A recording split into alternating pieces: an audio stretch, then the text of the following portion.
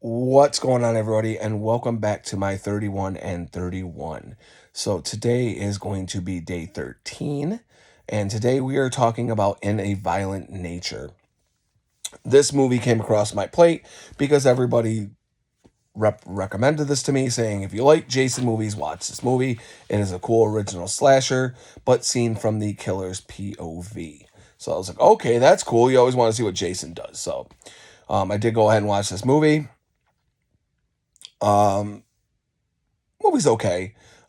Pretty much what it is this villain, Jonathan, I think his name is, because I totally blanked out on his name. Um, they ended touching something of his, and he comes back to life, and he starts stalking kids and adults and stuff like that, and killing them in very gory ways.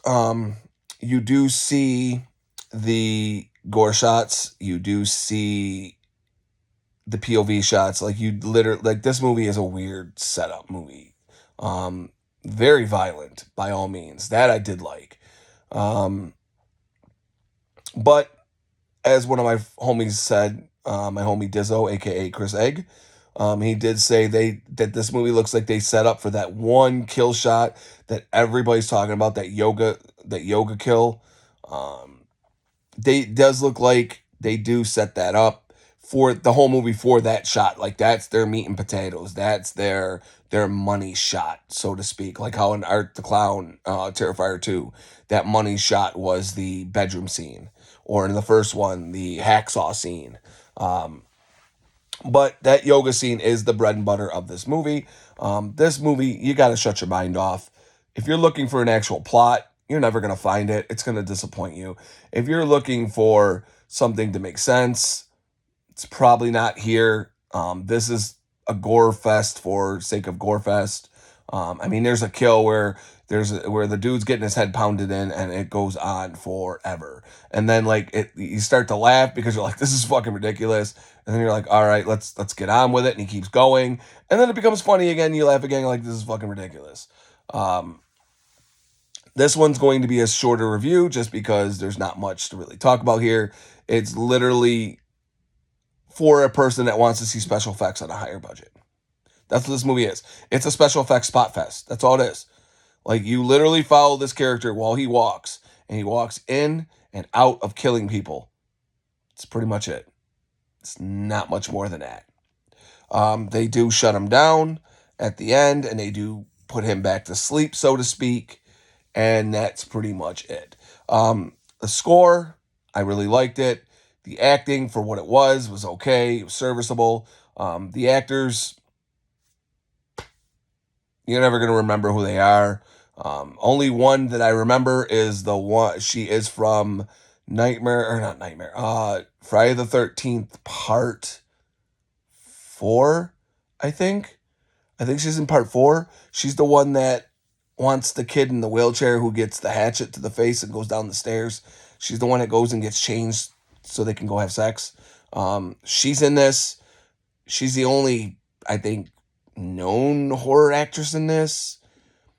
Again, this movie, if you're going in for what it is, if you're going in to watch good kills and special effects, then you're going to have a good time with this. If you're looking for an actual fundamental movie as like movie standards, you're going to be disappointed. It's literally just following this dude while he kills people. That's all it is. It's nothing more, nothing less.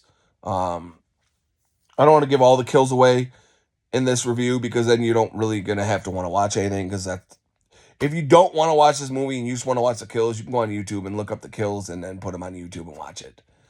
This is a movie you don't have to watch, in my opinion. Unless you're a true special effects gore hound like myself, that you appreciate the gore and the kills, then that's cool. But overall movie, there's nothing here. It's so paper thin. It's only made for the gore scenes. And they're making a sequel, so I don't know how that was going to work, but maybe we'll get something more and fulfilling in the second one. But this movie is a one and done too. If you want to watch it, watch it. You don't have to go out and see it in theaters. It's out in streaming right now. You can rent it, you can buy it. I'd say rent it. Don't go out and see it. I don't think it's in theaters anymore, anyways. It's not worth seeing in a theater. You could definitely wait till streaming for this. So there's not much. So for my rating for this one, I give it about a 3.5 out of 5. I take off a star and a half due to pretty much no plot. You don't get much out of who this slasher is, besides it's definitely a Jason ripoff and was heavily inspired by Jason, to the fact they even name him, like, I think his name's Jonathan. They still name it with a J. He comes back to life. Like, I mean, there's not much here. Going for the gore and the kills, that was a 5 out of 5 for me. Just the gore and the kills were great because it's just showing off special effects makeup. And I love special effects makeup, so I didn't mind that. But again, as a movie, I can't get behind this movie. So that is my review of In a Violent Nature. Definitely check it out if you want to. If you want to miss it and not have to see it, that's fine. You're not missing anything. You're just missing cool kills and special effects. That's about it. So that's what I got for today for today's review. I will be back tomorrow with another one. I can't really think off the top of my head which one I'm doing, just because I'm still trying to wake up. So definitely go check out my last two reviews, including this one. And as always, stay creepy, my friends.